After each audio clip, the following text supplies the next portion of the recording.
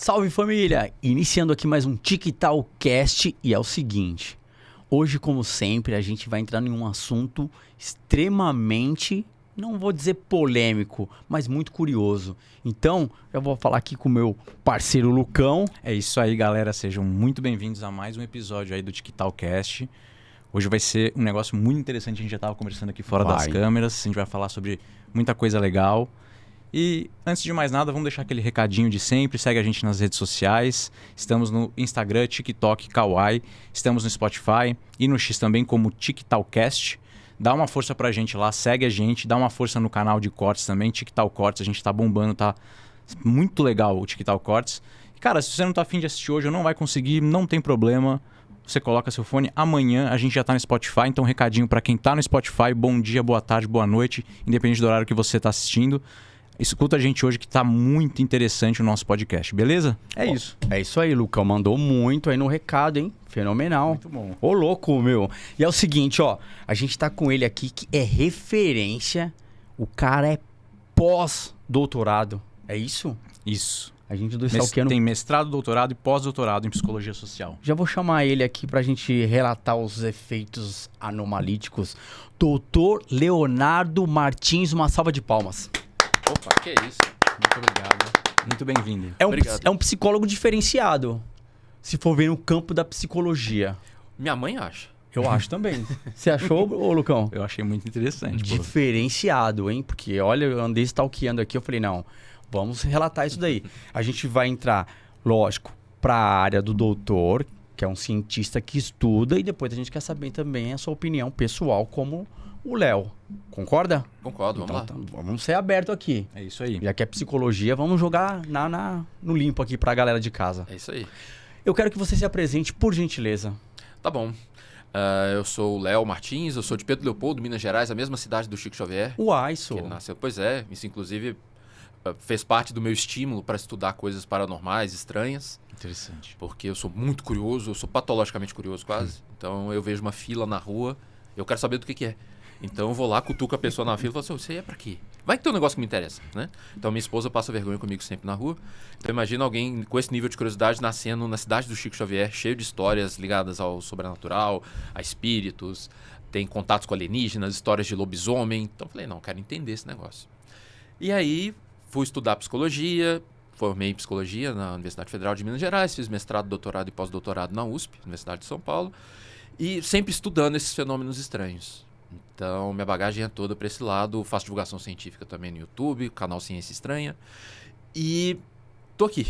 Então, obrigado pelo convite. Acho que vai ter muita coisa estranha para falar. Já me infiltrei em seitas para estudar os mecanismos de conversão, por que as pessoas acreditam em coisas tão estranhas. Tudo isso daí faz parte do... Que legal. Desculpa.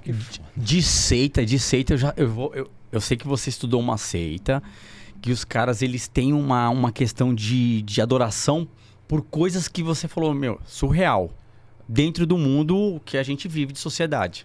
Que a maioria das pessoas acha muito estranhas. É até por isso que eu escolhi entrar em certos grupos, justamente porque eu queria responder essa pergunta. Como é possível que pessoas tão variadas, com históricos tão variados, acreditassem numa mesma coisa muito estranha? Uhum. Então eu peguei os exemplos mais esquisitos que eu pude encontrar, em que eu consegui me inserir nesses grupos, e aí, quem Muito tiver legal. curiosidade, minha tese de doutorado eu detalho bastante isso. Muito bom. É legal. Você relatou o Lucão aqui. Porque curiosidade é com ele mesmo. Ele é o cara que vai na fila e pergunta: que tá essa multidão aqui? Eu quero saber o que tá acontecendo. Né? Isso é bem E assim, bom, né? E é legal pra entender a psique da pessoa também, né? Claro, com certeza. Não é? Até porque por dois lados. Um, porque eu sou psicólogo, portanto eu estou interessado na subjetividade, entender como a mente funciona, as crenças funcionam. Mas também porque muitas vezes a explicação para muitas dessas experiências, não necessariamente todas, está nesse campo da subjetividade. Então tem vários exemplos. Só para dar um exemplo bem rápido, a paralisia do sono. Que é aquele fenômeno bem conhecido em que você acorda, não consegue se mover e pode ter alucinações.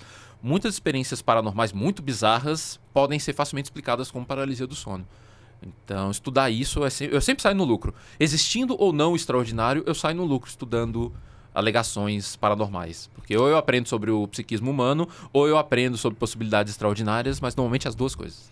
E essa paralisia do sono, a gente vai entrar bem profundo, porque tem técnicas que você vai falar também, que dá para ser feita durante a questão do sono. Isso é bem bacana. Sim. Agora, você falou um negócio aqui, só pra gente resumir na questão que você fez estudo de campo. Eu vou encurtar essa intimidade, Léo. Claro, sempre, Pode, Léo, né? Por favor. Então, essa questão que você comentou aqui com a gente, de você se inserir e ir lá investigar. Paulo Freire fez muito isso. Sim. Você estudou Paulo Freire um pouco? Ah, sim, na faculdade, na graduação. Porque Não é Paulo Freire ia nas tribos. Sim. E ele falava, ó, eu não estou aqui, eu só quero... finge que eu não estou aqui. Ele deitava na rede e observava a questão cultural. Você fez dessa forma também? Sim, isso geralmente é chamado de etnografia no meio acadêmico, né? Você se inserir numa realidade social que não é a sua e ficar lá, não só olhando de longe, mas de algum nível participando dessa realidade, porque você acaba sendo um agente. Vou dar um exemplo. Num desses grupos que eu estudei, que em termos populares poderia ser chamado de seita, eu tinha muito receio de qual o impacto que a minha presença causaria ali. Porque, imagina, é um grupo que eu tinha muitas suspeitas em relação a fraudes, a simular fenômenos paranormais para convencer as pessoas e tudo mais. E eu imaginava que a minha presença ali iria inibir os fenômenos. Porque eu penso, eles sabem que eu sou psicólogo, que eu sou pesquisador, que eu pratico mágica no sentido de ilusionismo, porque eu estudo mágica justamente para poder desmascarar falsos paranormais. E aí eu pensei, eles não vão fazer na minha frente, né? Que aí é dar chance para desmascarar. Mas aconteceu exatamente o oposto. Porque o grupo era tão convicto que eles queriam que eu presenciasse as coisas justamente para eu me convencer e levar isso para fora. Então eles queriam, nas palavras deles, um deles disse isso lá dentro pra mim, eu quero que você seja o embaixador do nosso grupo no meio acadêmico, que você fale da gente mesmo. Então eu vi tudo de perto. Quando acontecia alguma coisa, Léo, vem aqui, vem aqui. Eram centenas de pessoas. Teve uma ocasião lá que eram 300 e tantas pessoas na sede, aconteceu alguma coisa, eles me chamavam. Aí eu ia no meio da multidão pra chegar perto e ver. Então sempre tem um efeito. Não dá pra você ficar de longe como se fosse um fantasminha. A discussão é qual é o efeito que você gera. E aí, nas suas análises, você tem que levar em conta isso. Léo, deixa eu te perguntar uma coisa. O que te motivou a entrar nesse campo de estudo e o tempo que você passou, hoje em dia, você é mais cético ou acredita mais nesses fenômenos paranormais pelo que você viu e pôde estudar e comprovar? O que acontece é que tanto as minhas pesquisas quanto a dos colegas mostram que a maioria desses fenômenos e dos casos correspondentes a cada fenômeno podem ser compreendidos de forma mais simples, através de processos conhecidos da ciência. Então, processos psicológicos, processos meteorológicos de vários tipos. Ao mesmo tempo, tem uma minoria de casos que é mais difícil de explicar. Então, que a gente ainda está quebrando a cabeça e, eventualmente, pode ser algo extraordinário mesmo. Então, só para falar dos OVNIs que vocês falaram, tem casos que a gente quebra a cabeça até hoje, que tem várias hipóteses, inclusive mundanas, mas que a gente ainda tem problemas com essas hipóteses. Por exemplo, a Noite Oficial dos OVNIs, que ocorreu em 19 de maio de 86, é um caso que tem um monte de explicações possíveis, mas todas elas têm algum calcanhar de Aquiles e a gente ainda está brigando com elas para tentar entender o que aconteceu. A Operação Prato, lá no final da década de 70 na Amazônia. Então, a gente ainda está lutando com esses casos. A maioria, então, é explicável, enquanto tem uma minoria que a gente está brigando. E aí, até bom aproveitar para falar, então, da minha posição. Essa consciência de que a maioria pode ser explicada e que tem uma minoria que pode ser extraordinária, isso leva para a definição mais científica do que é ceticismo, que as pessoas confundem muito isso. As pessoas acham que ceticismo na ciência é isso daqui, ó, lá, não quero saber, como se fosse uma rejeição a priori. E não é. O ceticismo na ciência é parecido com a atitude de quem está comprando um carro usado. Se um de vocês quisesse me vender um carro usado, vocês vão aceitar tranquilo. Eu querer dar uma volta, eu querer levar num mecânico para dar uma olhada. É esse o ceticismo da ciência. É falar, cara, legal esse carro que você está vendendo, não posso dar só uma olhada? Só para eu ficar mais tranquilo? Então é esse questionamento aberto à possibilidade do carro tanto tá bom, quanto ele tá ruim e eu não comprar. Sabe? Então é só esse cuidado, não é uma rejeição a priori. Isso é muito interessante, né? O ceticismo sendo visto de duas formas diferentes. Porque, por exemplo, o Léo é um cara curioso. Sim. Na minha opinião, eu posso estar falando uma grande besteira, mas esses caras de teoria da conspiração, ou mesmo até seitas, eles não têm curiosidade nenhuma, porque eles têm um ponto de vista totalmente fixo naquilo ali. E fica ali, né? E fica ali. Então, eles são céticos no sentido da palavra que a gente entende de ceticismo. Do popular, assim. Assim, não céticos porque eles não acreditam, mas eles acreditam só naquilo e não existe nenhum outro ponto de vista. O seu caso, você é um cara curioso, que eu acredito que até seja um antídoto para esse ceticismo, que é... Porque a partir do momento que o cara deixa de ser de ser com um ponto de vista fixado e vira curioso, eu acredito que cai por terra as teorias de conspiração e até mesmo as seitas das pessoas em si, né? Faz sentido. Tem inclusive várias pesquisas mostrando que a curiosidade científica não é só curiosidade pela ciência, é essa curiosidade de abertura para tentar entender o mundo, entender a natureza, ela pode ser um antídoto para crenças radicais. E aí tem um monte de experimentos legais, a gente pode até falar disso depois. Mas é inclusive uma das principais coisas que você pode fazer pelo seu filho, pelo seu sobrinho, desenvolver a curiosidade dele. Então, se você tem um filho aí pequeno, você que está aí em casa, e o seu filho fica te fazendo perguntas, por que o céu é azul? Por que não sei o quê? Tudo bem que todo mundo tem sua vida, correria e tal, mas dentro do possível, estimular isso. Sabe, você não sabe a resposta? Vamos olhar, vamos tentar descobrir, vamos sentar aqui no YouTube da vida e tentar descobrir. Porque essa atitude, já tem pesquisas mostrando que quanto mais você a tem, mais você vai se abrir ao contraditório, menor a chance de você abraçar uma ideia fanaticamente, não se abrir ao novo. É muito comum as pessoas dizerem que a ciência é arrogante, especialmente pessoas mais do lado esotérico e tal. A ciência não aceita nenhuma verdade e tal, são mente fechada. Mas como você mesmo já teve a intuição de perceber, pelo menos no nível ideal, a ciência é exatamente o contrário. E aí muitas vezes as pessoas que estão desse lado mais esotérico que são mente fechada, porque eles só têm a crença deles ali e não estão dispostos a repensar. A gente está o tempo todo repensando. Tanto é que, como dizia o Carl Sagan lá no livro Mundo Assombrado pelos Demônios, que eu recomendo até hoje, apesar de ser um livro relativamente antigo, ele comentava isso dizendo que os prêmios na ciência, as bolsas e tudo, são dadas para as pessoas que quebraram os paradigmas. Perfeito. Então tá todo mundo acreditando na certa direção, o cara vai lá e descobre que o negócio não é bem assim. Isso que é premiado. Então a ciência está aberta ao novo, senão a gente nem faria pesquisa. Eu vou fazer pesquisa para um negócio que eu tenho 100% de certeza? Para quê? O Léo tá falando aqui, eu tô viajando justamente porque eu estudei tudo isso na época de faculdade, e olha que eu fiz educação física, mas eu abri toda a minha pesquisa para Charles Sanders Peirce, Lúcia Santaella, Paulo Freire, e é justamente isso, você abrir o senso crítico. Então, estimular essa questão do crítico para não ser imposta. Então, isso não é certo nem errado, você tem que ver o ponto de vista ideal no qual você se encaixa. É análise. Justamente essa questão que você fala da investigação, de entrar nas seitas, geralmente, se a gente for colocar aqui no popular, quando se fala seita, já tem uma certa discriminação. Por isso que a gente nem usa esse termo mais, mas tudo bem. Porque o que acontece realmente é isso, assim, respeitar a diversidade cultural de cada um. Um exemplo, a gente nasceu aqui inserido na mega metrópole, em São Paulo, no Brasil e etc. Então, você tem um tipo de cultura. Se você for lá para algumas ilhas afastadas, depois de Maldivas e etc., e ficar naquelas tribos isoladas, tem certos rituais que a gente não vai compactuar quando o cara vira adolescente, né? Que tem que passar pelo pajé e tudo mais e tal. Que é uma questão de santidade lá, que eles falam sobre rituais até, não de obsceno, mas do sêmen do pajé. Um exemplo, todo mundo fala que não, mas se você é daquela cultura, você vai participar desse ritual, faz parte, você vai se sentir divino ao participar disso. Então, o que acontece é justamente isso, respeitar as diversidades. Então, quando você abre um todo, né, o ser humano para o senso crítico, você abre portas para a pessoa ela ter o discernimento do certo e do errado para ela. É isso? Sim, faz sentido. Inclusive, talvez a oportunidade legal para a gente falar a diferença entre o cético e o negacionista. Legal, boa. Porque o cético é aquele que duvida buscando boas evidências. O negacionista é aquele que duvida apesar de já haver boas evidências. Então, a evidência é o fiel da balança. E para entender a evidência, é mais importante ainda você entender o caminho para chegar na evidência. Então, a gente pega muito no pé quando faz divulgação científica. Eu tento fazer isso no YouTube, no Instagram e tal, os meus colegas também. Tentar ensinar um pouco para as pessoas também da lógica por trás. Então, não basta ensinar as pessoas que a Terra é redonda ou que o universo tem 13,8 bilhões de anos. É importante entender também como que você sabe isso. Como que a ciência sabe isso. Porque aí você consegue generalizar essa habilidade para entender outras coisas. Sim. Tem um exemplo anedótico, assim, bem bobo que eu gosto de dar sobre isso, que é o seguinte.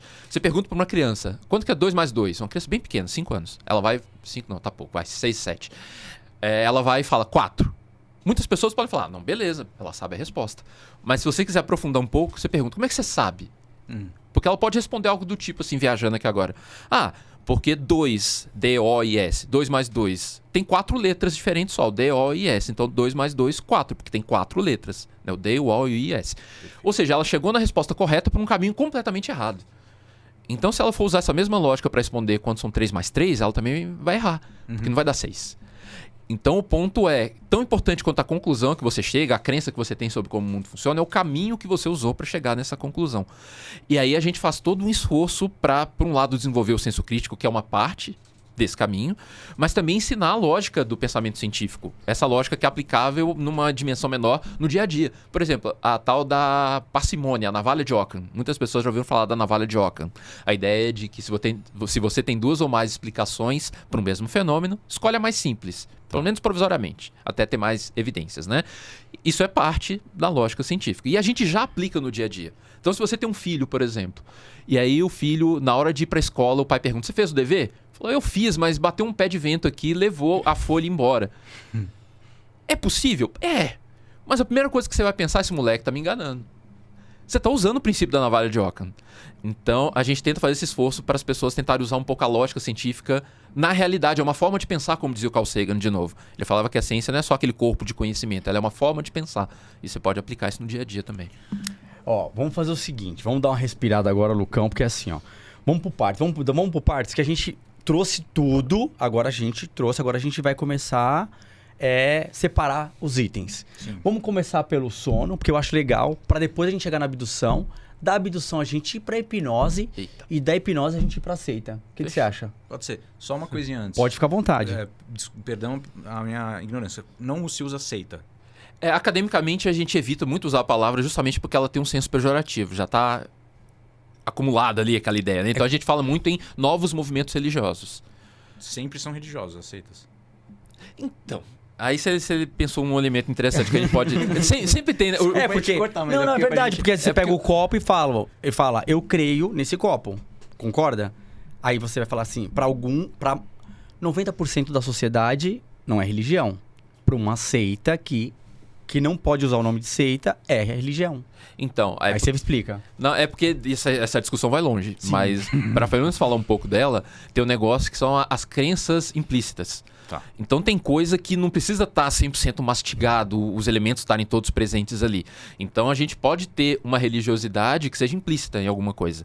Então, como que isso estaria implícito? Não tem algo mais concreto, não tem um sacerdote, não tem uma crença em vida após a morte, alguma coisa, mas tem uma postura, por exemplo, em relação a essa xícara de você, de alguma forma, ter uma relação meio de... uma dependência psicológica em relação a ela, alguma ideia de que aquela xícara é especial em relação às outras e que, de alguma forma, eu tô contando aqui no dedo os itens. Amuleto.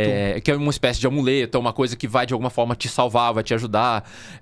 Percebe que os elementos começam a aparecer? Sim. Elementos que você encontraria só na religião, mas não necessariamente só. Então, a gente vê, por exemplo, certos grupos políticos e tal, que as pessoas vão ter uma postura em relação a um líder que é uma postura religiosa, pelo menos implicitamente. Signos então, é visto também. como salvador. Signos, qualquer coisa. De tocar na mão, de figura que eles falam, de movimento de mão, de movimento de postura, tem tudo isso. Sim, são tudo seitas. isso... Não, Não, mas não é nome seita, pronto. É porque seita tem um componente grupal, tem alguns elementos típicos pra gente falar que uma coisa é uma seita. Então, por exemplo, ter um líder forte, centralizador, que seja inclusive carismático. É aquela pessoa que quando você chega num lugar, você sabe que ele é o líder. Isso aconteceu em todos os grupos que eu entrei. Tava lá aquela confusão de gente, mas eu sabia exatamente quem era o chefe. Uhum. Então tem esse líder centralizador, tem alguma tendência a isolamento, então as pessoas em algum nível são estimuladas a ficar só entre elas ali, se afastar um pouco ou muito de família, de emprego e coisas assim. Ter uma coisa de um certo abafamento de perspectivas contrárias. Então quando começa a juntar esses elementos, a gente começa a falar de seita. Uhum. Mas você ter um comportamento individual, por exemplo, em relação a essa xícara, a princípio não. Mas se começa a ter um movimento grupal em torno da ideia dessa xícara. Vocês começam a ficar ali meio isolados, rejeitando perspectivas contrárias, se fechando a qualquer tipo de pensamento crítico contrário, depositando todas as fichas nessa xícara, mas como fenômeno grupal. Aí já começam a aparecer esses elementos. Perfeito. Que louco, é muito louco. Eu adoro. Foi perfeito também. O Lucão, ele já veio pra cá hoje falando assim, eu vou pirar nesse podcast.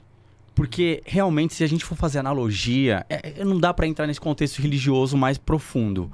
Porque aí cada um tem sua crença. Mas você entendeu pra onde caminha, né? Legal, As adorações. Sim, então dá pra você viver uma religiosidade completamente saudável, benéfica pra sua vida, bem construtiva pra sua vida, ou pode ser completamente destrutiva. Inclusive, tem pesquisas mostrando que esses grupos que muitas vezes são chamados de seitas, eles podem ser benéficos. Sim. Então tem gente que tá bem. lá dentro. Nem toda seita tem abuso, nem toda seita é destrutiva para a vida da pessoa. Tem gente que tá bem. Até porque esse é um mecanismo de recrutamento muito comum, que é aquilo que a gente chama de love bombing, ou seja, bombardeio de amor. Então a pessoa tá na pior, a pessoa família não quer saber, a pessoa perdeu emprego e tudo mais. Aí chega uma galera falando, cara, vem aqui, você é especial. Vem cá, abraço coletivo, aí vem todo mundo abraça e tal. A pessoa se sente querida, se sente apoiada, e muitas vezes é o que ela precisa para dar uma reerguida. E tem grupos, alguns desses que eu estudei, por exemplo, que eram pessoas, ao que tudo indica, bastante honestas. Eram pessoas que realmente acreditavam naquilo, que estavam ali querendo se ajudar, construir um sentido novo para a vida, tá tudo certo. Enquanto outros eram realmente bastante destrutivos, a liderança não acreditava no que dizia, portanto era uma fraude. Estou considerando fraude como algo em que você mesmo não acredita, mas você está dizendo. Ou seja, tem um componente de mentira claro ali. Então a pessoa simulava coisas, enfim. Então tem de tudo. Cara, muito bom que em muito pouco tempo você conseguiu deixar claro pra mim o quanto eu tinha preconceito sobre a palavra seita, e agora eu entendi que na verdade ela pode ser uma coisa benéfica, e fica bem claro isso, assim. Pode ser, não necessariamente é. Sim, perfeito. Mas vamos lá. É pertencente ao grupo, né? O acolhimento, como ele falou, resumidamente. Óbvio que assim como, vamos falar de religiões, né? Que, tem vertentes que a gente vai trabalhar pro lado bom. É o 50-50, o ser humano. Tem um ser humano 50% bom e tem um ser humano 50% que é o que quer manipular. E a partir do momento, às vezes, começa até com aquela crença, mas a partir do momento que ele tem um domínio de uma manada, ele deixa subir o ego e aí se perde. É mais ou menos isso também. Tem alguns. Também. Tem isso, com certeza. Eu vi isso muito acontecer. Pessoas com características sugestivamente narcisistas, naquela posição de poder e todo mundo ali ajoelhado aos pés. Isso acontece, claro. Você quer ver? Eu vou fazer uma analogia rapidinho, porque é muita coisa. Você vai ter que vir outra vez aqui, você sabe disso. Opa, gente. Coloca embaixo aí nos comentários se querem que eu volte, que aí estimula os caras a me chamar. E a caneca vai estar pronta também. E a caneca. Eu pedi a caneca, gente. Já de brinde. Que nem a gente começa a analisar o João de Deus. Ninguém tá falando assim, não estamos defendendo, porque ele foi acusado, ele foi condenado e tem evidências que ele cometeu crimes. Mas lá dentro do início, pode ser que ele tinha essa espiritualidade e trabalhou dentro de um todo. Porque a gente fala que a Xuxa foi lá e outros artistas, concorda? Isso pode acontecer, com certeza. Eu não estudei o grupo específico dele, que eu sei dele é da mídia, mas sim, com certeza. Casos conhecidos de grupos que começaram por um caminho, depois desvirtuaram. Então, e o documentário dele, eu assisti, fala justamente isso, que ele vai pra essa linha e depois ele... É o que você fala, do ego, ele vê que tem um domínio sobre as pessoas, e aí vem a questão do capitalismo, que ele começa a dominar, o monopólio dele, ele tem poder, e pode acontecer isso, claro, né? Você já assistiu. Já vi acontecer na minha frente. Então, ser humano, né, gente? Então, dá muito poder para as pessoas, pode ser perigoso. Tem gente que se revela nessa hora do poder. Não sei se é o caso dele, mas tudo indica que houve todos os problemas que... Né? Sim, e aí a gente começa a ver em várias religiões.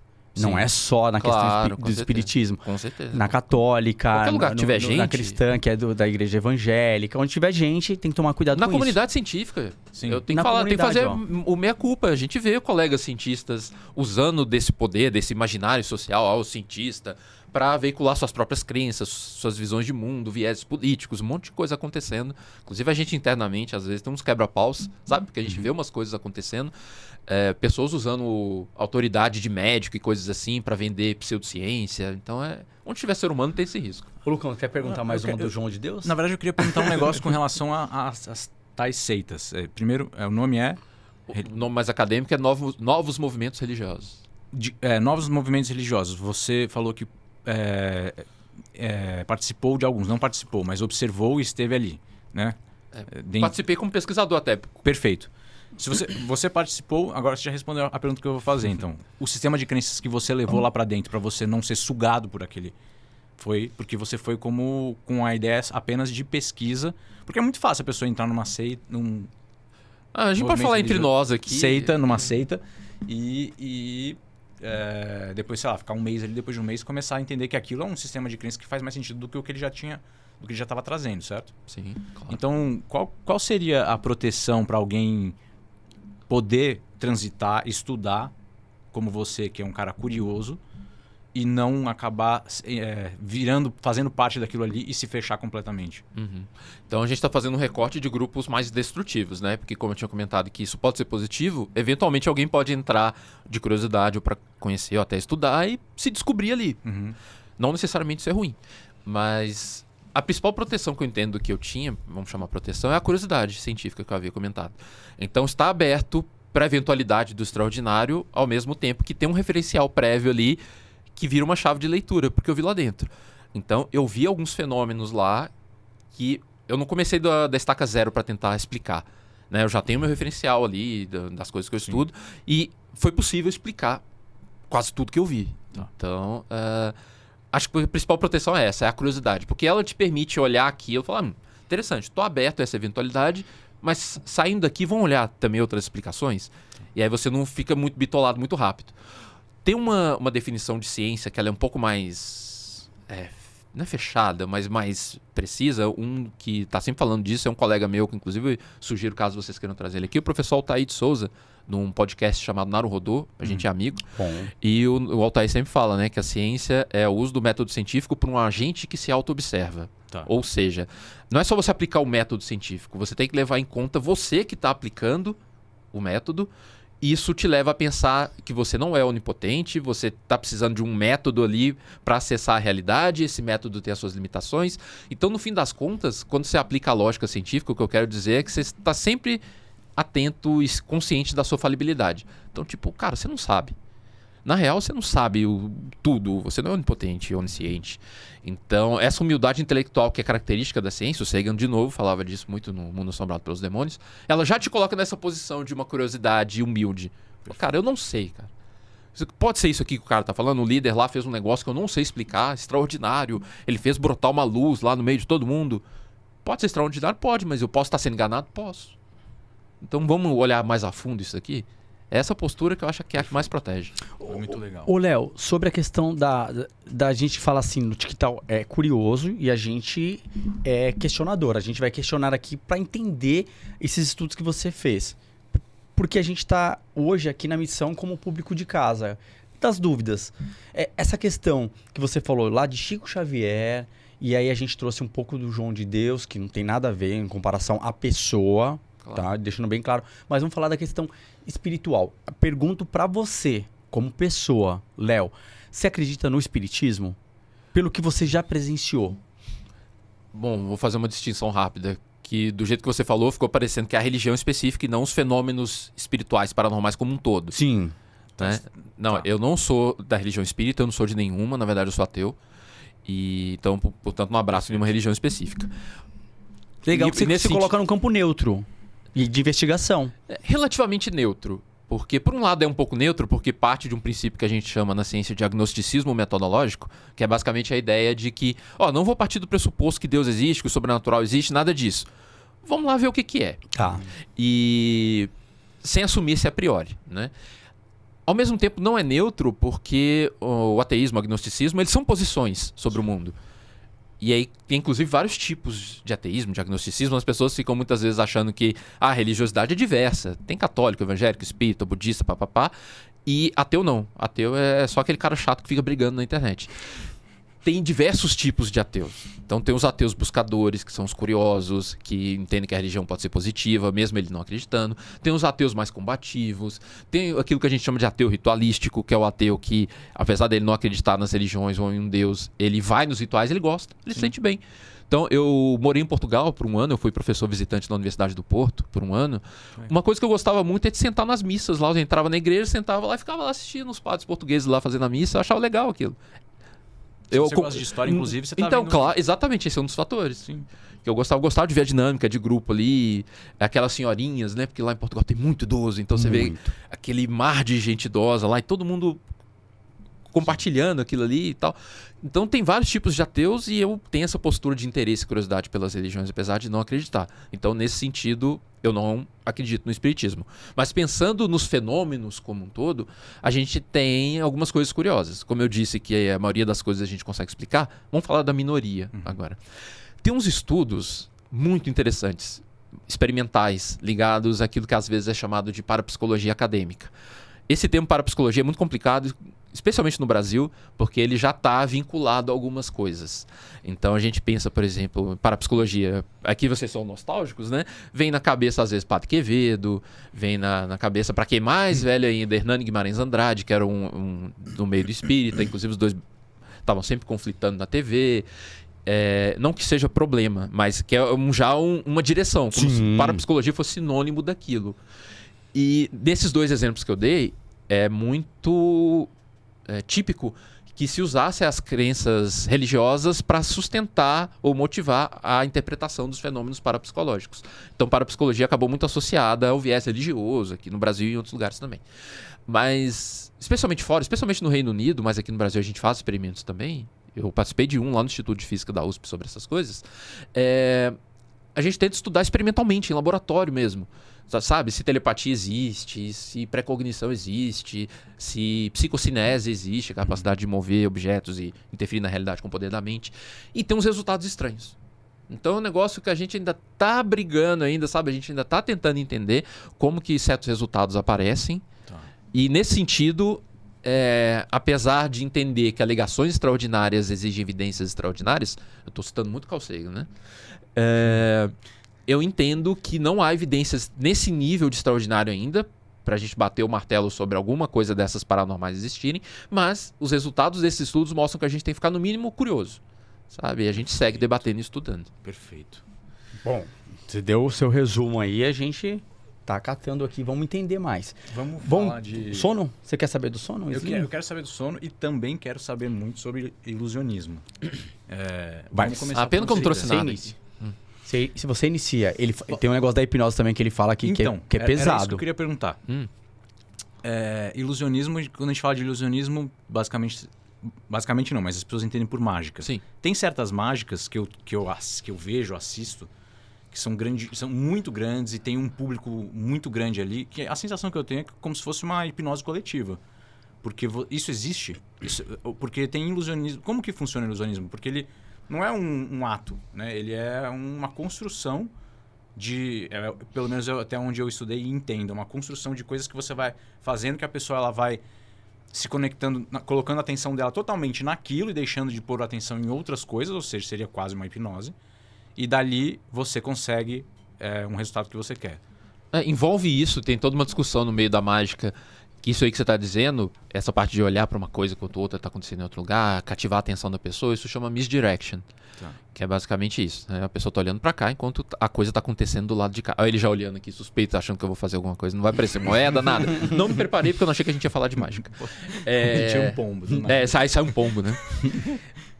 Então tem esse componente e tem essa discussão se mágica é misdirection ou não. Muitos autores vão para a direção de que misdirection é um componente fundamental da mágica, mas não é só isso.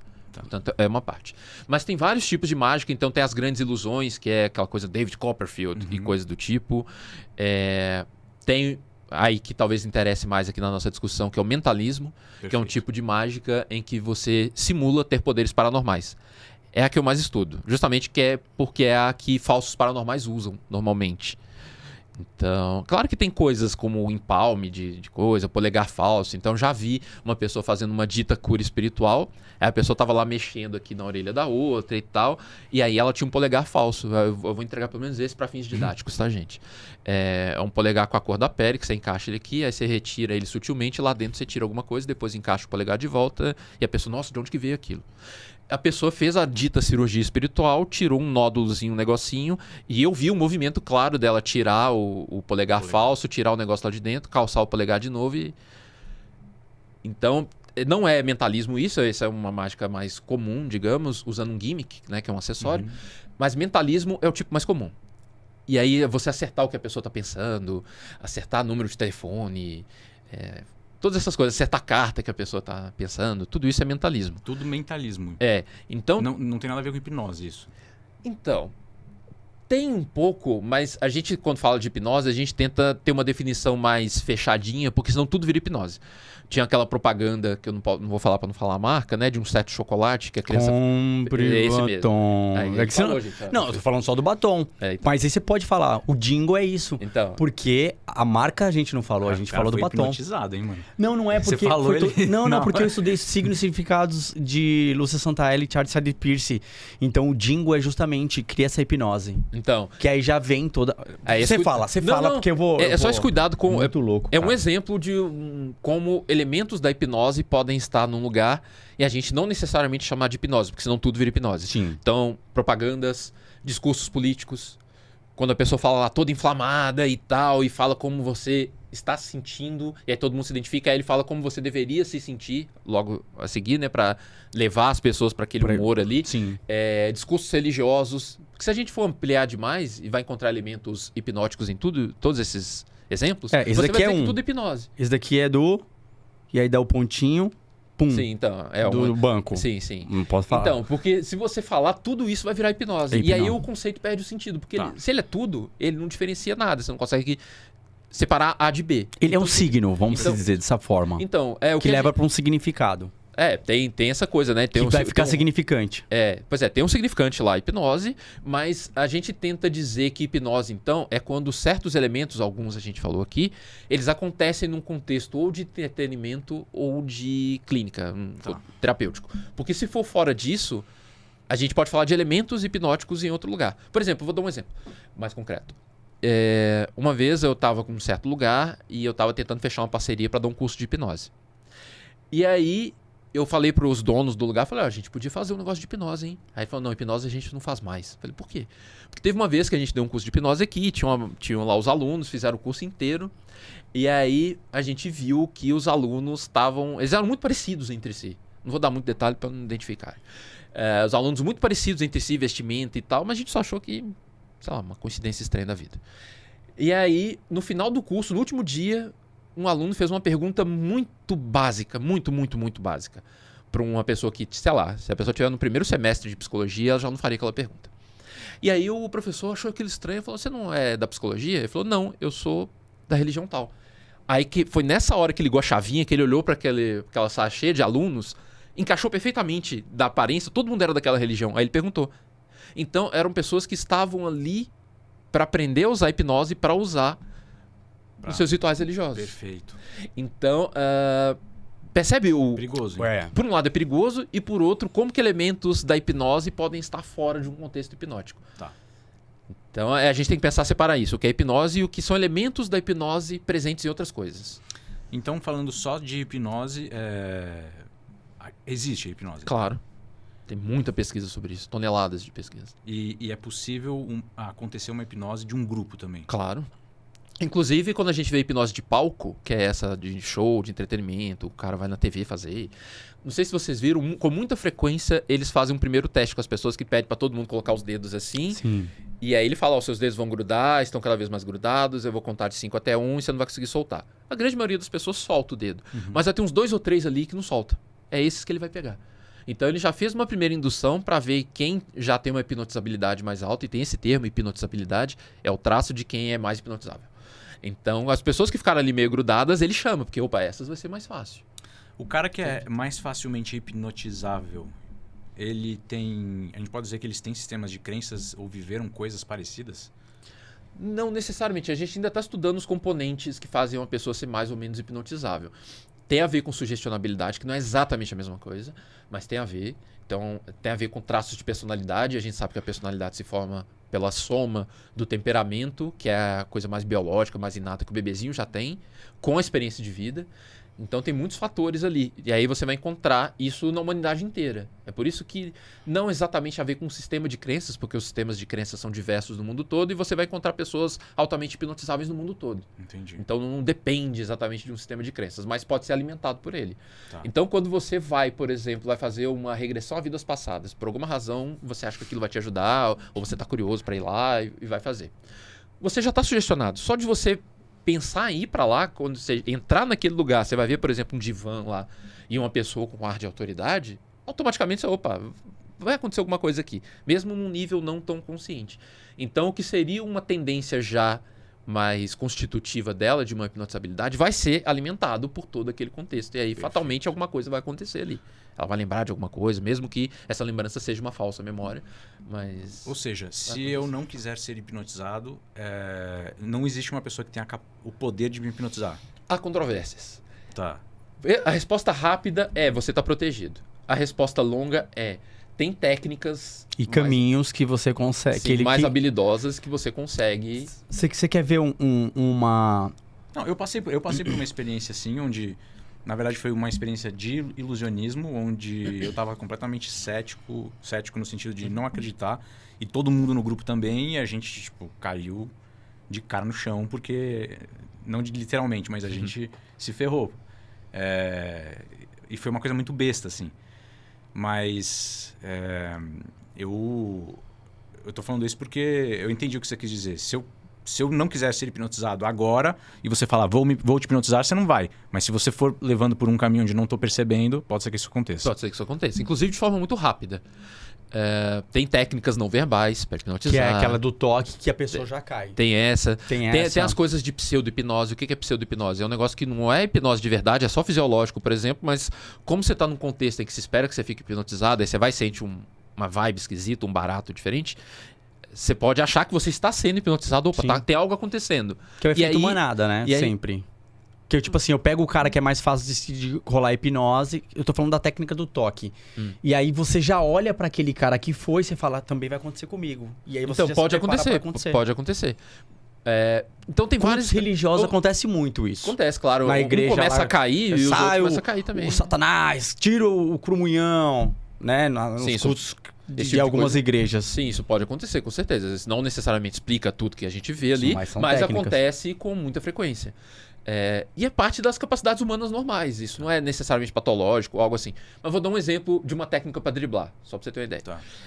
Tem uma técnica que a gente chama de refração, por causa da física mesmo. É uma analogia com aquela coisa da física, né? Então a luz bate num meio com uma densidade diferente, a luz desvia. Então tem a capa do Pink Floyd e tal, que todo mundo conhece. A gente usa a mesma analogia. Então eu quero hipnotizar ele, mas por alguma razão eu sei que ele está resistente, ou sei lá. E aí eu começo a conversar com você. Mas de um jeito que, na verdade, é para fazer sentido para ele. Teve uma vez que eu usei essa técnica no hospital, e eu fazia estágio na época, não tinha formado ainda, lá em Minas, no Hospital das Clínicas. E aí tinha uma menina com leucemia, caso super grave, chato e tal. E aí ela já tinha muita resistência, vários psicólogos já tinham tentado e tal. E ela tava no meio de uma situação ali de o pessoal tentando tirar sangue dela, ela tava super agressiva e tal. E eu lá querendo... Foi a primeira vez que eu vi ela na vida, eu pensei, o que eu faço? Tem algo aqui que eu posso fazer? Aí do lado, assim, levantou um menininho na cama ao lado e falou, tio, por que ela tá assim? Aí eu, ai, obrigado. Caiu aquela luz na minha cabeça, vou usar a refração. Aí eu comecei a conversar com ele, mas o objetivo era atingir ela. Então eu comecei a conversar com ele numa linguagem que era compatível com a idade dela, não com a idade dele, falando coisas que ela deveria estar sentindo e coisas que eu queria sugerir que ela passasse a sentir, pegando carona no que ela já estava sentindo. Tem aquele princípio da hipnose, de que é mais fácil você mudar a direção de um rio do que represar o rio. Então, em vez de bater de frente com aquela corrente de água, vai cavando pelos lados ali, que você acaba... E a gente fazia isso muito com a hipnose. Então, você pega carona no que a pessoa está sentindo, descreve aquilo bem, mostra para a pessoa que você realmente tem empatia por ela e você sabe o que ela está sentindo, e você começa a colocar elementos. Então, falando de forma muito simplificada, tá? E tem a linguagem para fazer isso. Então, eu comecei a conversar com ele já fazendo uma indução, falando o tanto que ela estava sofrendo, o tanto que estava sendo difícil para ela, mas que de um modo surpreendente ela poderia começar a sentir um relaxamento esquisito. No início ela não saberia explicar porque que ela está sentindo, mas os olhos dela poderiam começar a ficar pesados, papapá, eu fui sugerindo, tal, e eu só olhando aqui com a visão periférica. E a menina começou a murchar. Ela começou a murchar. E o menino, que não foi feito para ele, era inclusive numa linguagem não compatível com a idade dele, ele ficava assim, ó. Ele não estava entendendo o que eu estava falando, mas não era para ele mesmo. Sim. Então, ela que tinha uma idade superior, ela entendeu tudo que eu falei, e aí ela apagou, total. E aí eu falei, né, no fim, depois dessa experiência que foi tão positiva, surpreendentemente positiva, daqui em diante, todos os exames que ela passar, talvez sejam mais agradáveis. Ela pode repetir essa experiência agradável sempre que ela quiser e tal. E dali pra frente ela parou de ter aquela resistência. Isso quer dizer que a hipnose é mágica? Não.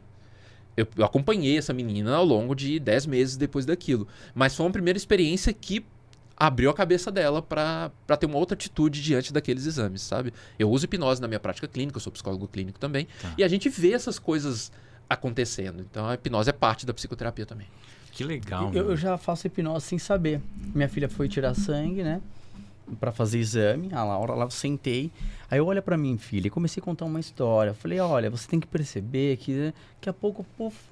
Aí ela, papai, já tirou? Eu falei, já. Mas esse aí seria mais o desfoca. Não, mas aí ele tem a técnica. Eu tô falando que eu fui de forma intuitiva ali, eu né? fui de contar a historinha mesmo. Qual de foi a outra conto de técnica? fada. Você falou misleading? Não, misdirection. Misdirection. Seria você... Então, A gente tem que analisar os detalhes, mas teve um elemento ali de misdirection, possivelmente, mas no sentido de fazer ela focar a atenção numa coisa, Sim. que era você, a história, enquanto outra coisa estava acontecendo aqui, do outro lado. Mas você intuitivamente pegou alguns elementos da hipnose. Eu falei que a dor ia pra mim. Eu falei, olha, eu que vou Aí. sentir. Você não vai sentir nada. Que legal. Eu sou o seu pai, eu tô aqui do seu lado e tal. E ela Aham. mergulhou, Muito legal. ficou focada e acabou. Aham. Então, Toda vez ela quer que eu vá agora. então, isso tem elementos da hipnose ali que você intuitivamente conseguiu pegar. Agora você falou um negócio lá atrás que eu achei legal, que você falou assim do jingle. Geralmente publicidade usa muito isso. Porque pega efeito manada. Então, a sonoplastia, a questão das palavras-chave para colocar. E aí o que acontece? Ó, só pra eu colocar, relatar, porque isso daí eu estudei na faculdade, eu achei o máximo. O jingle, compre batom. Compre batom. Às vezes eu não gosto de chocolate. Só que quando eu falo compre batom, já está gravado na memória de um todo, da galera que consome chocolate. E aí você já está em hipnose. Não é hipnose, mas você já está no efeito manada. Se você gosta de chocolate, automaticamente você já lembrou do chocolate, já lembrou da marca e já salivou. Que é o efeito fisiológico. Então, tem várias coisas contidas aí. Inclusive, só para Louco, né? Só para pôr esse detalhe, a gente até evita um pouco, às vezes, o termo também, efeito manada, porque ele pode dar a impressão que as pessoas são passivas no processo. Não. É como se você só estivesse sendo conduzido. Sendo que a coisa é mais dinâmica, você de alguma forma também participa ativamente desse processo. Mas aí esse cenário que você descreve de salivar, né? Isso a gente estuda lá na psicologia, lá desde o Pavlov. Todo mundo deve lembrar dos cachorros do Sim. Pavlov lá, e tocava o sininho, o cachorro salivava. Então, o nosso cérebro ele faz isso, ele associa coisas que não necessariamente estão associadas. E é por isso, esse é um dos motivos pelos quais a hipnose pode funcionar muito fácil. Porque você já está nesse caldo cultural em que você entende o que é hipnose, você já sabe como é que funciona mais ou menos. Então, na hora que você chega num lugar, alguém vai te hipnotizar, já tem um pacote pronto, já está instalado na sua cabeça já o software, sabe? Digamos assim. Então, na hora que a pessoa começa, você já vai. Teve uma vez, cara, isso foi muito engraçado. É a pessoa mais hipnotizável que eu já vi. Não vou falar o nome dele, mas é um ator famoso aí. Eu fui chamado para fazer a consultoria de um filme e a gente tava lá falando de hipnose e tal. E ele falou, cara, como é que hipnose funciona? Igual a gente tá conversando aqui. E, igual eu falei da menina, né? Eu comecei a contar aqui foi bem superficial, cara. Eu não tava fazendo uma indução de verdade. Eu falei, eu vou falar com seus olhos pra começar a sentir pesado. Tal. O cara já começou a fazer assim. Eu falei, cara, eu tô explicando o quê? O cara já tá indo embora. Aí eu só peguei carona e aí eu emendei na hipnose de verdade. Mas eu comecei a falar que os olhos dele iam ficar pesados durante a conversa que a gente ia ter no futuro. E o cara já começou a fazer assim. Fácil. Nossa, foi a pessoa mais fácil que eu já vi. Isso pode depender também do momento de vida que ele tá passando? Pode depender de muitos fatores. Você então. na prática clínica percebe isso, então, que digamos que o cara tá num momento fragilizado ali, você consegue induzir de uma forma melhor. Não necessariamente, porque a gente pode ter essa impressão de que sugestionabilidade tem a ver com fragilidade, com a mente fraca, ou qualquer coisa assim. E há estudos sugerindo que pode ser até exatamente o contrário. É justamente por você se sentir seguro de si, das coisas, que você consegue relaxar e entregar na mão de outro. Não necessariamente. Às vezes a pessoa tá num momento fragilizado, aí é que ela vai ficar defensiva mesmo. Tá. É que eu tive uma experiência que não tem nada a ver com isso daí que a gente tá falando, mas tem a ver com ilusionismo. E assim, eu vou contar bem rapidinho. A gente tava num lugar sentado com uns amigos, numa praia, a gente viajou para Miami, e antes a gente tinha ido para Orlando, passou na Disney. Na Disney tem um monte de brinquedo de mágica, que vende. E aí a gente tava lá em Miami e apareceu um cara com brinquedos de mágica. Falou, vocês que vieram da Disney não viram isso daqui na Disney. Ele sabia que a gente tinha visto, porque foram comprados lá. E ele começou a fazer mágica e tal, e a gente começou com uma soberba até tirar sarro. Falou, cara, isso daí a gente viu lá, e não sei o quê. Isso daí eu sei como funciona. E ele ia mostrando e tal. Cara, ele ficou uns 5 minutos ali. Não sei o quê, blá, blá, blá, beleza, falou, foi embora. Cara, juro por Deus, passou uns 10 minutos, passou um cara, que oração. A gente olhou, ninguém tava com o relógio. O cara levou o relógio, todo mundo embora. E aí eu fiz um paralelo, assim, tipo, a gente tava tão seguro de si, achando que a gente sabia o que tava acontecendo e que não sei o que... O cara simplesmente passou Fez a limpa. Fez a limpa em todo mundo. Aí esse é um exemplo de misdirection, bem claro. Fazendo as mágicas, vocês prestando atenção e... Mas depois devolveu? Lógico que não, a gente foi assaltado. Foi roubado, né? Não, mas defendendo também essa questão da teoria que eu te falei, só pra não ficar prolixo, na questão do jingle do chocolate, tem um outro efeito que eu não falei, fora o fisiológico. Pra quem gosta e tá assistindo, automaticamente vai comer o chocolate. ou vai sair na rua, vai estar num ponto de ônibus, vai passar na frente de uma doceria, vai lá e compra o chocolate. Aumenta muito a probabilidade. Aumenta a probabilidade, você O acredita? cara fica com aquilo na cabeça. Porque veio...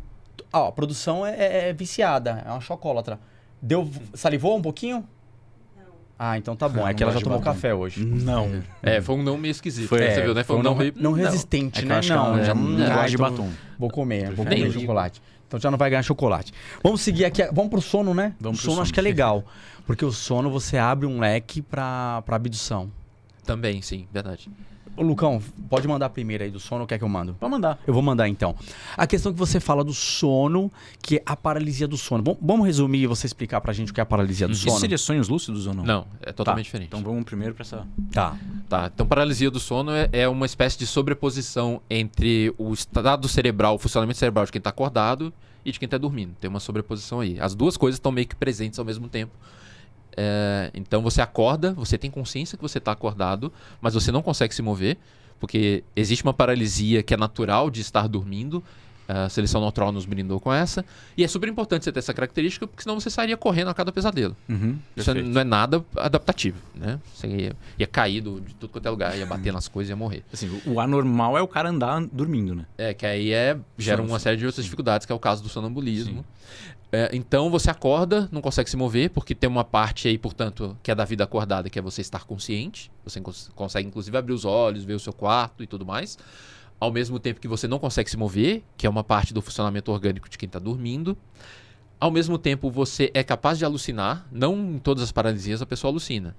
Mas como tem componentes do processo cerebral de quem está dormindo, você pode sonhar. Continuar tendo a capacidade de sonhar. Só que como você está de olhos abertos e vendo o ambiente, as coisas vão se sobrepor. E aí você consegue ver no ambiente um conteúdo que é do sonho, na verdade. Então é por isso que é literalmente uma alucinação. Eu já tive. E foi numa época de estresse.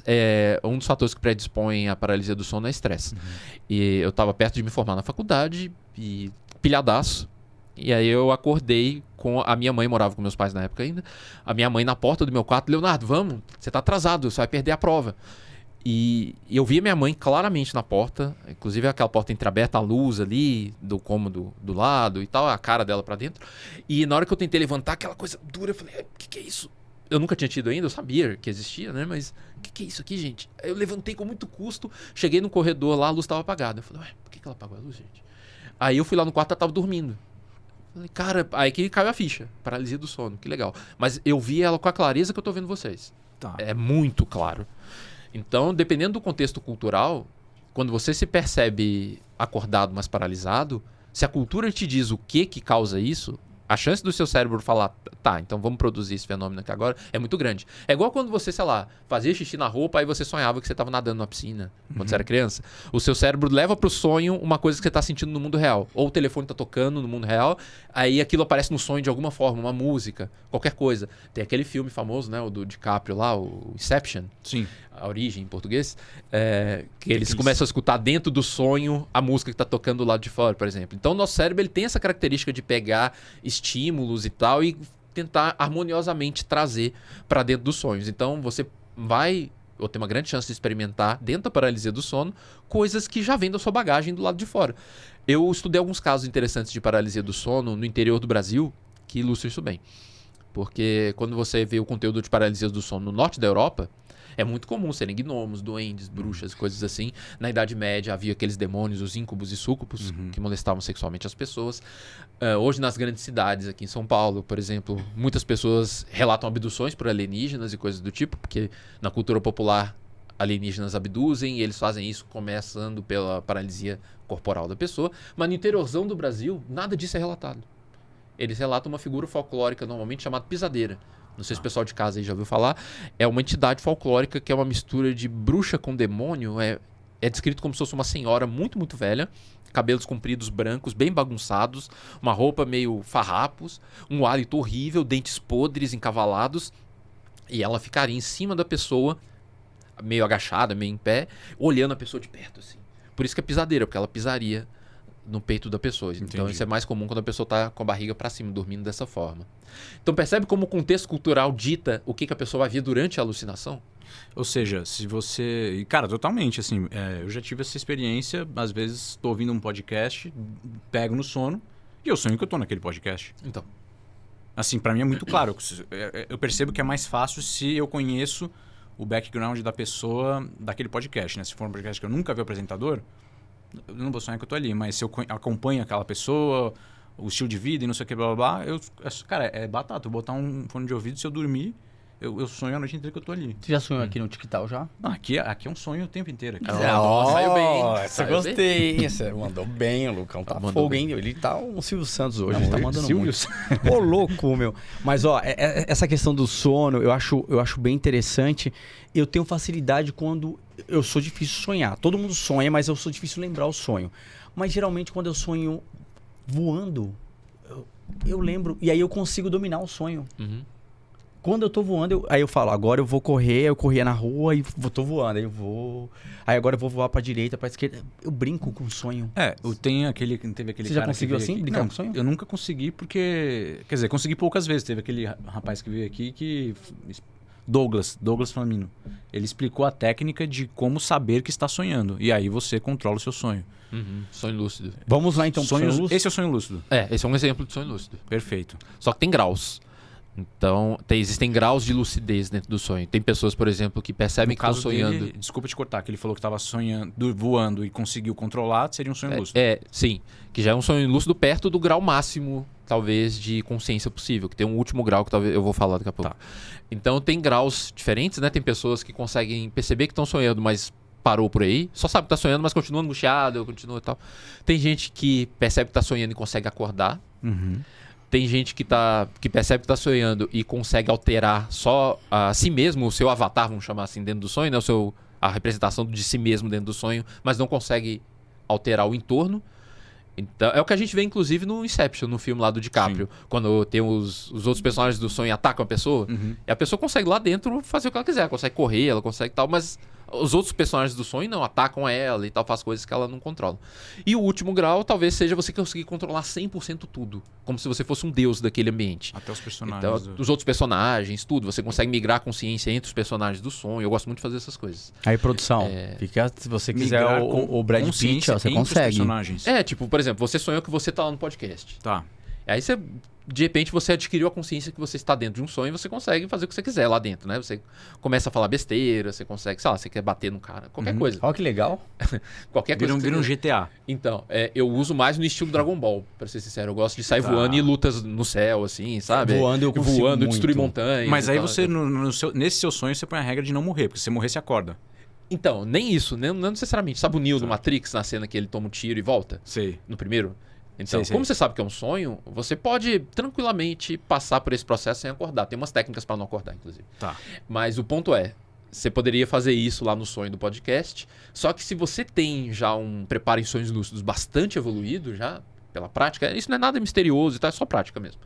Você pode escolher ser o host do podcast, outra pessoa, e aí você literalmente assume essa persona, porque na verdade todo mundo ali dentro é você que tá imaginando. Sim, perfeito. Então você consegue agora acordado, se eu te pedir pra imaginar-se dentro do corpo dele, você consegue fazer isso. Olhando aqui, você olha a jaqueta, você olha aquela roupa aqui, xadrez e tal, você consegue se imaginar. Se você consegue imaginar isso acordado, você consegue imaginar isso dormindo.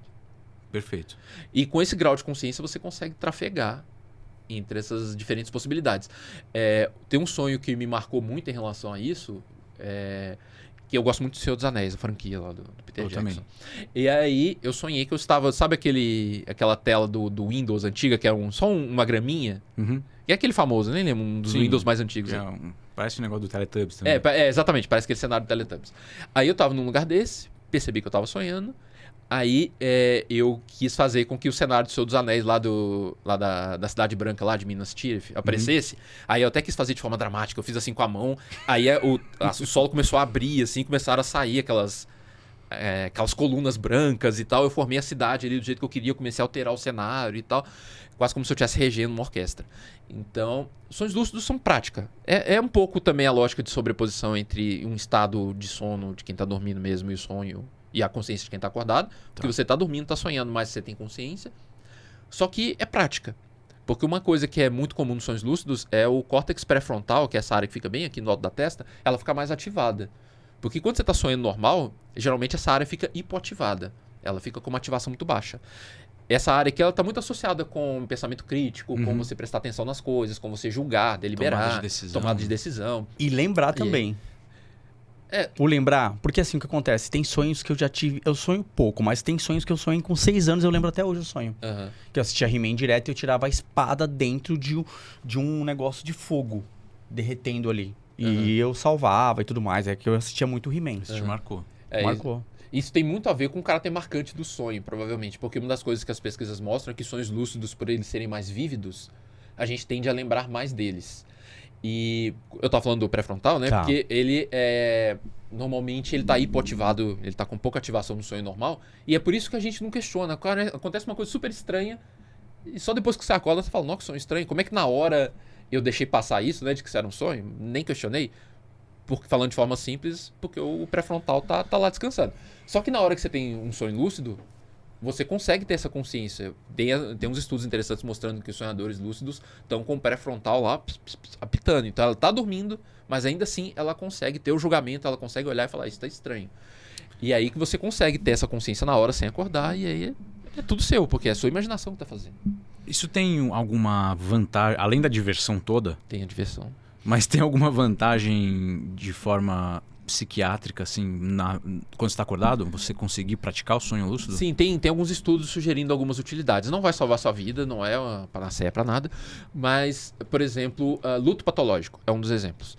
Então, sabe, vocês devem ter visto já por aí surgindo umas realidades virtuais para a pessoa reencontrar a pessoa falecida e ela, de forma terapêutica, ter a chance, às vezes, de dar um adeus, de falar uma coisa que ela queria ter falado. Ela sabe que aquilo é só um VR, Sim. não é nada demais, mas ao mesmo tempo gera um pouco o efeito. É quase como quando você olha um retrato e você conversa com um retrato e de alguma forma, na sua cabeça, você sente que está conversando com a pessoa. Isso pode ter um efeito terapêutico. Então tem gente já usando VR, ou óculos de realidade virtual, para isso. Você pode usar sonhos lúcidos também para isso. É um exemplo. Então, assim, sei lá, o pessoal da Covid morreu, né? Aquela coisa trágica, muita gente morreu sem ter um sepultamento digno, um velório, tal. Você encontrar a pessoa de novo e dentro de um sonho lúcido, e poder falar com ela, falar, cara, a gente não fez o velório, desculpa e tal, foi por causa disso e tal, mas eu queria ter me despedido de você e me dar um abraço aqui e tal. Eu sonho muito com as minhas avós, por exemplo, que já faleceram, até arrepio quando eu lembro.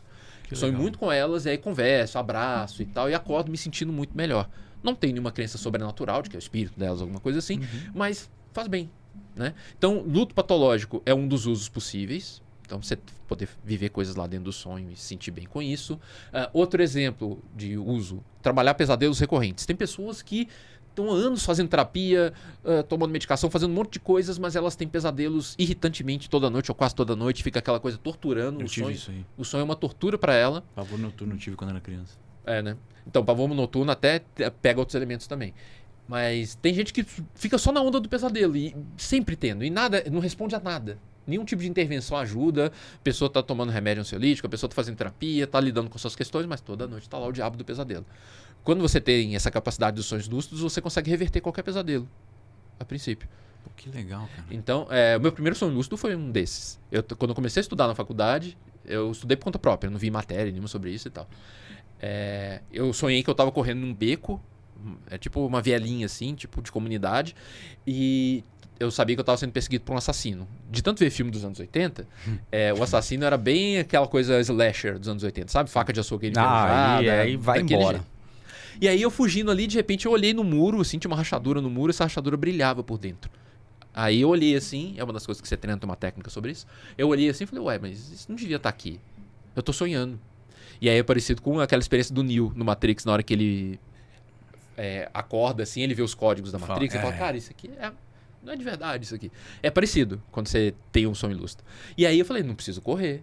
Falei, vou me divertir, eu vou lutar com esse cara, eu vou dar uma surra nele, qualquer coisa assim. E aí eu voltei, fui lá encontrar o assassino. Aí encontrei aquele cara com a camiseta branca, regata, suja, bem aquele estilo filme dos anos 80. Um cara bem corpulento, assim, aquela faca de açougueira na mão, cutelo.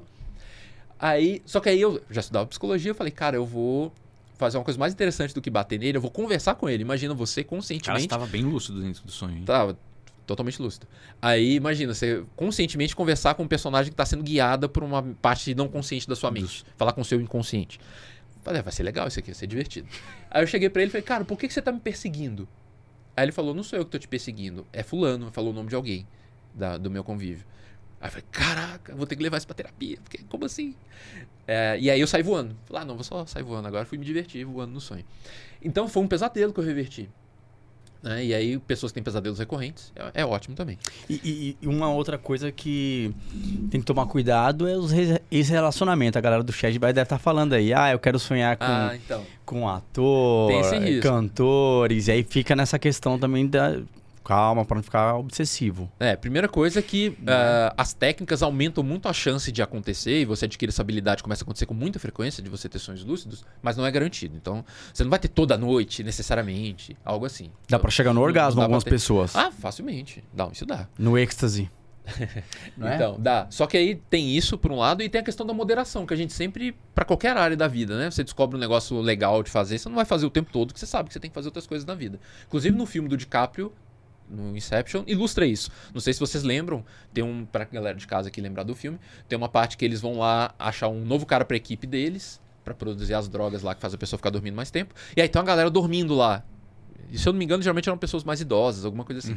E aí ele fala, não, eles ficam aqui dias, sonhando aqui e tal. Então tem que ter a moderação, né? Como tudo na vida, usa com moderação. Mas de qualquer forma, geralmente você não vai conseguir dormir mais do que você conseguiria dormir normal. Se você é um grande praticante de sonhos lúcidos e ficar enveredando muito por isso, não vai passar das 8 horas normais. Você vai acabar acordando, fisiologicamente mesmo. Mas fisiologicamente tem algum malefício pelo fato do seu córtex pré-frontal estar funcionando? Você não tem um descanso? Então, isso é uma coisa que a gente ainda está estudando, mas a princípio não. Tá. A princípio não, porque, primeiro, de novo, não é toda vez que vai ter.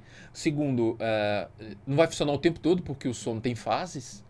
Então tem hora que você está lá nas outras fases antes do REM, e o sonho lúcido acontece tipicamente no REM, que é essa fase que seus olhos ficam mexendo quando você está com a pálpebra fechada. E aí tem algumas pesquisas sugerindo que as pessoas experimentam, na verdade, um bem-estar, uma coisa mais descansada e tal. Então por isso que eu sempre falo para as pessoas, inclusive para alunos, porque eu tenho um curso de sonhos lúcidos também, para ensinar as técnicas. Eu falo com eles, você tem que monitorar como que está a sua vida. Você está acordando mais cansado? Então para. Você tá ficando com dor de cabeça ou qualquer coisa, para. E geralmente não é o que acontece. Então é mais uma coisa que você até experimenta de uma forma mais lúdica, e eu sugiro as pessoas darem um descanso. Então, sei lá, deixa pelo menos 3 noites livres ao longo da semana. Pratica de vez em quando e tal. E não necessariamente vai acontecer também de você precisar se desgastar. Às vezes você só tem consciência e deixa o sonho rolar, sabe? Então os casais vão tomando cuidado aí com o sonho pra fazer conferência de manhã. Opa, chegou no orgasmo, o que tá acontecendo aí? Tá sonhando com quem? Vai ter isso daí. Tinha um casal de alunos que eles faziam, eles combinavam de se encontrar no sonho. Olha que Então eles faziam um acordo, né? Claro que eles não se encontravam de verdade, pelo menos Sim. Pensando não de forma sobrenatural. Eles combinavam, vamos sonhar que a gente tá em tal lugar e que a gente vai visitar tal coisa. E aí depois, quando eles acordavam, eles contavam entre eles o que foi feito. Aí é bom, só você saber se é verdade. Se sonhou, era eu mesmo, era você, meu amor, era você. Mas esse risco a gente tá com sonhos lúcidos ou fora, né? Nada garante que o seu parceiro não tá sonhando com outra pessoa, num sonho normal. Sonho é sonho. Vai falar o que ele quiser. Vamos sonhar que ser milionário também é bom pra dar uma relaxada, né? Tô andando de Lamborghini, tô aqui em Miami, tomando um ventinho, tô na Califa. Olha que bom. Então. O pessoal gosta, né?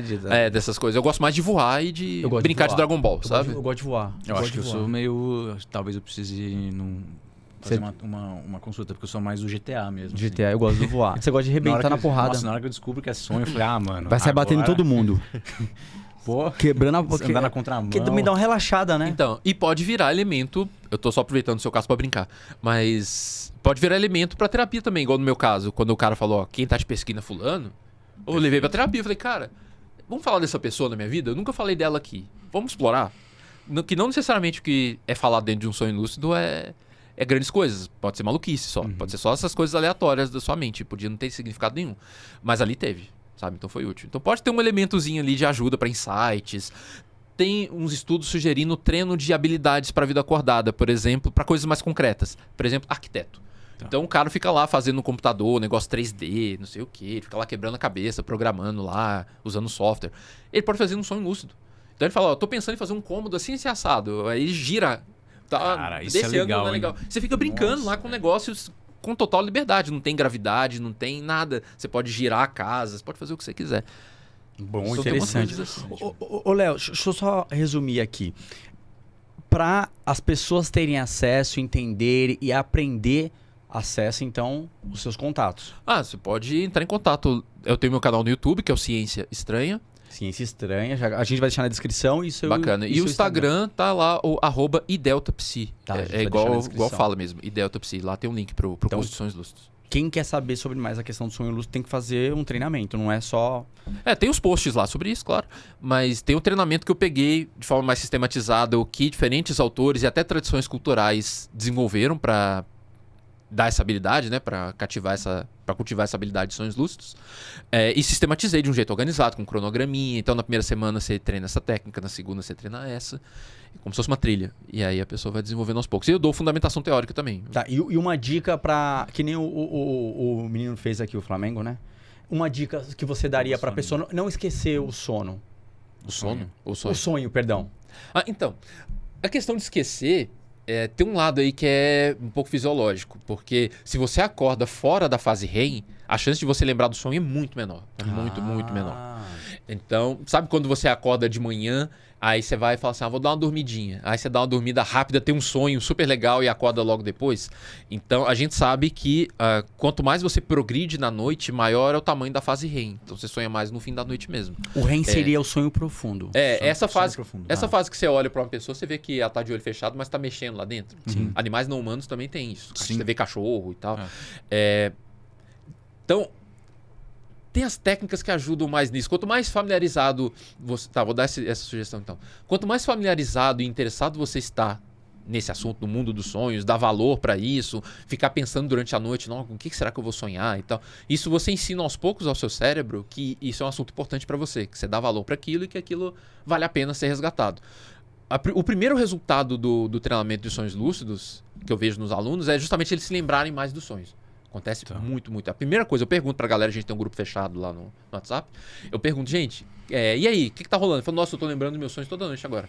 Por quê? Porque você tá mostrando pro seu cérebro que isso é importante. Então você faz a preparação ao longo do dia, chega de noite, cara, fatalmente você vai começar a se lembrar. Porque tem um lado que você não controla, se você acorda com o despertador sorteia um horário lá que ele vai te... Uhum. Na verdade, seu cérebro sorteia qual é a fase do sono que você vai estar vivendo na hora que o despertador tocar, né? Mas se você acordar fora do REM, é mais difícil lembrar mesmo. Mas a dica é, então, quanto mais importância você der, mais você vai se lembrar. Eu achei que você ia perguntar de uma técnica para ter sonhos lúcidos. Aí é mais fácil, que é uma coisa mais objetiva. Você vai falar uma aí? Tem um monte. Mas uma delas... É porque tem uma que tem uma pequena contraindicação. Pessoas com traços um pouco psicóticos não é boa usar. Era essa que eu ia falar. Mas a mais básica. Diário de sonhos. Anotar. Então, toda vez que você acordar de manhã, você deixa um caderno. Eu tenho isso até hoje. Meu caderno tá lá na cabeceira. Você anota o sonho que você teve, só que tem um jeito de anotar, que ele é mais bacana. Você anotar no presente, no tempo presente. Então, não é você falar aqui, eu sonhei que eu estava com a minha avó, não sei o quê. Não. Você fala, eu estou com a minha avó, nós estamos na cozinha comendo macarrão. Por quê? Qual que é a vantagem? Quando você usa o tempo presente, você de forma sutil está se implicando com a ideia de que aquilo ainda está acontecendo. É bem sutil, você sabe que não está acontecendo de verdade. Sim. Mas você revive de uma forma mais realista quando você fala, eu estou passando por isso, eu estou aqui agora na cozinha e tal. Então, isso resgata um pouco da sensação. Uhum. É como se ajudasse seu cérebro um pouco a reviver a experiência, primeira coisa. E a segunda coisa é você falar na primeira pessoa. Então, nem que seja, às vezes é aquele sonho que você não é personagem, mas você está voando só vendo a cena, nem que seja falar, eu estou vendo tal coisa. Então, coloca na primeira pessoa e coloca no tempo presente. E descreve com a maior riqueza de detalhes possíveis. E aí, quando você vê ao longo do tempo, isso já mostra de novo para o seu cérebro a importância e você começa a lembrar mais, sabe? Até porque quando você vai dormir, você já sabe que amanhã eu vou ter que anotar sonho. Isso já mobiliza recursos do seu cérebro para você lembrar mais. Mas isso é a primeira coisa. Faça diário de sonhos. Que louco. Eu só vou entrar para uma questão que o Lucas falou aqui. O Lucão, ele falou um negócio muito legal. Se isso pode ter algum efeito colateral. E aí você agora colocou uma margenzinha que tem que ter um gatilhozinho aí, tem que tomar cuidado, né, Lucão? No caso... de pessoas com histórico, ou sintomas psicóticos, algum transtorno psicótico, uma esquizofrenia, qualquer coisa. Por quê? Porque... sonhos lúcidos brincam muito com a fronteira entre o que é real e o que não é. E esses transtornos psicóticos, eles já têm um problema, a pessoa que tem esse transtorno, ela já tem um problema, muitas vezes, em distinguir o que é real e o que não é. Perfeito. Vozes, alucinações visuais, os delírios, que são ideias que não têm a ver com a realidade. Então, você brincar com o que é real ou não, você ficar levantando dúvidas do que é real ou não, ou tocando nessa fronteira, para quem já tem essa predisposição, pode não ser legal. Mas é um risco teórico. Teórico. É um só. risco teórico. Mas a gente tem que ficar esperto, né? Tá. Ô, Léo, e eu quero falar uma outra coisa, justamente que o Lucão também levantou lá atrás, que a gente foi pro segmento do sonho e a gente falou da questão da hipnose, que o Lucão falou, pode ter algum perigo sobre a questão da hipnose? Você fez essa pergunta e a gente foi falando vários detalhes e a gente não chegou nessa conclusão. Sobre perigos, especificamente? Perigo, acho que pode existir dois perigos, né? O cara que está aplicando e o cara que está recebendo, talvez, mesmo que seja de um profissional com um tipo de tratamento, ele ter alguma... Essa questão é tipo de comportamento, que esquizofrênico, alguma coisa assim, né? Então, pode acontecer, inclusive... Desculpa. Inclusive, eu conheço 2 casos, pelo menos, em que algo assim aconteceu. As pessoas, né? Procuraram psicoterapia porque fizeram hipnose de rua por aí. Então, a gente vê, às vezes, as pessoas aplicando hipnose na rua para entretenimento ou coisas assim. Sou bastante crítico a essa ideia, porque na imensa maioria das vezes não vai dar nada mesmo. Mas tranquilo. Tá. A pessoa só vai se divertir e tal. Mas, vai que. E aí, nesse vai que, muitas vezes as pessoas não têm um suporte e não têm um conhecimento para mitigar uma situação que acontecer ali. E aí essas 2 pessoas procuraram terapia porque elas passaram a ouvir vozes depois que elas fizeram hipnose de rua. Caramba, mano. Então eram pessoas que já têm uma predisposição, eram pessoas jovens, então a gente sabe que alguns desses transtornos eles tendem a ter a primeira crise para valer no final da adolescência e início de idade adulta. E ali a pessoa nessa fase, então nem sabia que tinha um transtorno psicótico, alguma coisa. Ficou ali naquele lugar esquisito que a hipnose muitas vezes te leva. Você não perde a consciência, tá? Quebrar aqueles mitos, né? A pessoa vai fazer coisa que eu não quero. Eu vou, sei lá, comer cebola achando que é maçã. Sim. Isso funciona, por um lado, com pessoas com hipnotizabilidade muito alta e você consente um pouco. Eu já fui hipnotizado 1 milhão de vezes, então você meio que consente entrar naquilo, sabe? Você não é forçado a entrar a princípio. Mas aí a pessoa vive esse estado alterado, diferenciado de consciência ali e isso pode cutucar coisas que já estão ali meio esperando para sair, sabe? Então, conheço pelo menos 2 casos e as 2 pessoas ficaram bem mal por causa disso. Mas, na imensa maioria das vezes, não vai acontecer nada. Mas tem esse risco. Então, quando a gente faz na clínica, por exemplo, né, na minha prática clínica, eu uso hipnose quando é o caso. E aí a gente faz uma avaliação prévia de várias coisas. Então, vê se tem algum indicativo de algum transtorno, vê se já foi hipnotizado antes ou não, vê se o caso tem a ver com o uso de hipnose ou não. Pode ser que não tenha nada a ver.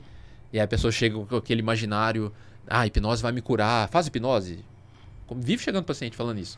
E aí a gente tem que psicoeducar, que a gente chama, explicar para a pessoa por que não tem a ver, ou se tiver a ver, a gente vai fazer depois de uma avaliação. Então. Deixa eu te perguntar, a hipnose ela pode ser utilizada no tratamento para vícios ou para uma pessoa que tem, por exemplo, uma insônia, que ela não dorme? Pode, super pode. Só não é... O que as pesquisas mostram é que a hipnose ela é muito boa para algumas coisas, ela é mais ou menos para outras e ela é péssima para outras. Ela é muito boa para ansiedade, para insônia, para coisas desse tipo, ela ajuda bastante. Ela é mais ou menos para depressão e algumas outras coisas e ela é péssima para outras. Péssima regressão de memória, essas coisas. Ela é péssima, porque ela produz falsas memórias muitas vezes. Só que as pesquisas mostram que quando ela é boa em alguma coisa, ela é boa como coadjuvante. Então tem que ser no contexto da terapia normal, a psicoterapia clássica e tal, e lá no meio o psicólogo usa a hipnose. Aí dá bom.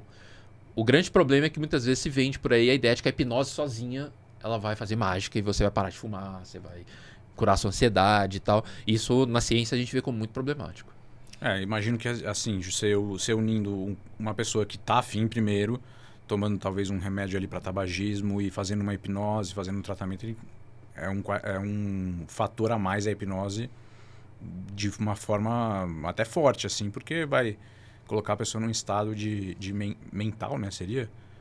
Tem toda uma discussão sobre o estado da hipnose, mas... Qual que é o estado da hipnose? O cara então, nossa senhora, você entrou na discussão mais difícil que tem na hipnose. É mais difícil. São duas pessoas... Se quiser mais falar difícil quando você voltar... pode ser eventualmente. Mas essa é a principal discussão, talvez, do campo inteiro da hipnose. A pessoa tá acordada. Então... vamos lá. Se você olhar na literatura científica, é a discussão do estado versus não estado. Tem toda uma galera que vai defender que existe o estado hipnótico, ou estados. Então você entra realmente num barato diferente. E tem a galera que fala que não, você só tá respondendo da mesma forma como você responde no dia a dia quando você tá vendo um filme ou tá tirando sangue igual a filha dele e tal. Não vou chegar no resultado dessa discussão aqui porque tá em aberto no campo. Mas subjetivamente você percebe como se fosse um estado diferente. Entendi. E aí eu esqueci a pergunta.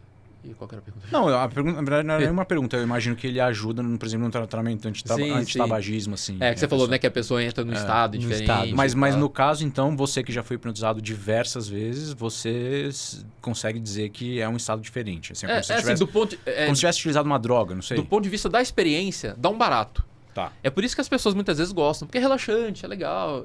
Ainda mais se bem conduzido, é muito difícil ser uma bad trip, alguma coisa assim. Só que tem que estar num contexto da terapia. Trabalhar a terapia como um todo. Você trabalha o tabagismo, mudança de hábitos, o sentido que o cigarro tem, fazer o que a gente chama de controle de estímulos, que é mudar o ambiente em torno para que a vontade apareça com menos frequência, igual ele falou do batom. E a hipnose lá no meio vai te permitir trabalhar mais arredondar umas arestas. O que eu entendi, Léo, que é justamente isso. Você faz a pesquisa no indivíduo. Porque cada pessoa é uma pessoa... E aí você não pode jogar a hipnose num todo. Então, o cara ele tem ansiedade, então vamos trabalhar dentro da ansiedade. Legal. A terapia é bem adaptada. E aí você faz no momento presente. Porque a ansiedade, geralmente, o cara tá muito mais à frente. Então, vamos fazer você viver o hoje, o presente. Aí você vai fazer técnicas de hipnose mais para essa linha. Uma outra coisa do tabagismo. Então, é uma pessoa que você tem que induzir ela por inconsciente. Então, já é uma outra coisa. Não trazer no estado presente. Então são tipo de técnicas diferentes para cada pessoa. E tem usos diferentes, tem formas diferentes de fazer, sim. Porque o objetivo vai direcionar um pouco para que lado que você vai. Então, uma hipnose para relaxamento, por exemplo. No caso da ansiedade, né? Que é um dos usos mais básicos. Ou o mais básico de todos é para dor, manejo de dor. Então você desfocar a atenção da pessoa. Uma vez a minha esposa, ela se queimou com um ferro. Eu sempre falo isso, o povo sempre me goza. Não, mas que louco. Ferro de cabelo. Homem, né? Fala ferro de cabelo, chapinha lá, aquele negócio lá. Ela deixou cair na perna uma vez e teve uma queimadura um pouco mais séria. E ela não conseguiu dormir. Porque, imagina, né? Aquilo ali abre camadas da pele, aquele negócio. A cicatrização dói muito. E aí eu fiz uma hipnose com ela, pra ela sentir anestesia naquele lugar. Sentir o formigamento da anestesia, tal, a atenção focar em outro lugar. E aí o seu cérebro não consegue manter a atenção nos dois ao mesmo tempo, e aí ela conseguiu dormir. Então, manejo de dor, ansiedade, tem a ver com isso que você falou de focar no presente. Traz a pessoa para aqui agora e ensinar a ela essa habilidade. Falar, é igual eu fiz com a menina lá do hospital. Daqui para frente, você, da mesma forma como você conseguiu agora experimentar isso, se sentir dessa forma, daqui para frente, sempre que você precisar, você pode trazer de volta essa habilidade e conseguir, por exemplo, ficar no aqui agora e tal.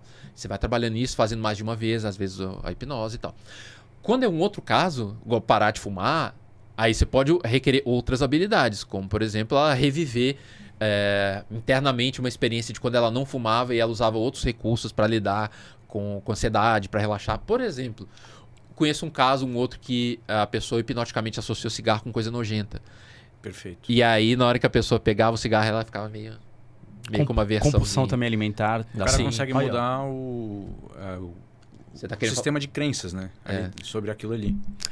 É o seguinte, galera, pra você de casa que tá aqui assistindo a gente, é o seguinte, a gente vai deixar um episódio gourmet pra próxima. Então vamos fazer parte 2, né? Sim. Opa. Com o Léo, porque a gente ainda vai falar no próximo podcast, que hoje ele tem um compromisso, galera, ele tem que sair correndo daqui, mas no próximo a gente vai falar sobre abdução alienígena, que a gente não entrou no caso profundo, religião também, porque a gente só falou da questão das seitas, mas a gente vai na questão das religiões. Teoria da conspiração. Se você usa 100% do cérebro ou só 10%, que a galera fica, não, como é que é? Só usa 10%? Usa 90%? Calma. Não vou dar spoiler, então. Não vai dar spoiler. Na próxima ele vem explicar. Então, galera de casa, Léo, fica à vontade, pode falar com o Clube Digital aí, agradece a galera. Gente, obrigado por me ouvir aqui.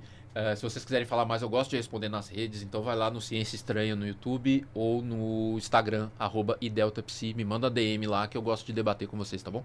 Galera, vai ficar tudo na descrição. Lucão, a palavra é sua aí do Digital. Léo, muito obrigado, eu gostei muito e eu realmente espero que você volte. Cara, obrigado. Pra gente conseguir falar do resto aí, porque eu tô bem curioso ainda. Obrigado, vamos conversar mais. Galera, perfeito. É isso aí, ó. Estamos em todas as plataformas Digital. Tá no TikTok Cortes logo mais, esse episódio de hoje. E todos os cortinhos na verticais, no Shorts do YouTube, no Kawaii, no TikTok, no Instagram, no LinkedIn, no X e amanhã no Spotify. É isso aí? É isso aí. É isso aí, galera. Obrigado mais uma vez. TikTok na moral, só vai uma salva de palmas. Valeu! Muito bom. Fez sentido, gente? Eu acho.